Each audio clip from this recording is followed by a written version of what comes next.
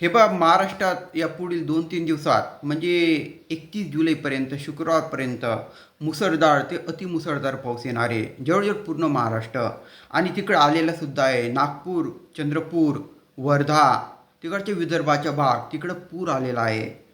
पुष्कळ ठिकाणी जवळजवळ ऑरेंज आणि रेड अलर्ट जारी केलेला आहे. ऑरेंज आणि रेड अलर्ट इकडं मुंबई, पुणे, ठाणे, कोकण, रत्नागिरी, रायगड कित्येक ठिकाणी शाळां कॉलेजांना सुट्ट्या देण्यात आलेल्या आहे.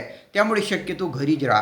कुठं तुम्ही प्लॅन करत असाल विकेंडला जाण्याच्या तर जाऊ नका. धबधबे वगैरे तर तिथं जबरदस्त पूर पाणी आलेलं आहे. खूप पाऊस येणार आहे. इकडं खानदेशमध्ये सुद्धा येणार आहे. उत्तर मराठवाडा मी सांगितलं जवळजवळ पूर्ण महाराष्ट्राचा तुफान पाऊस येणार आहे 31 जुलैपर्यंत. कारण कमी दाबाचा पट्टा तयार झाला आहे बंगालच्या उपसागरामध्ये, तर त्याचा परिणाम होणार आहे. त्याच्यामुळे कुठे जाण्या अगोदर पावसाची स्थिती पहा आणि मगच निर्णय घ्या, नाहीतर तुम्ही अटकून पडणार. घ्या पावसात स्वतःची काळजी आणि जास्तीत जास्त लोकांपर्यंत हा व्हिडिओ शेअर करून त्यांना ही महत्त्वाची बातमी सांगा. करा शेअर. धन्यवाद.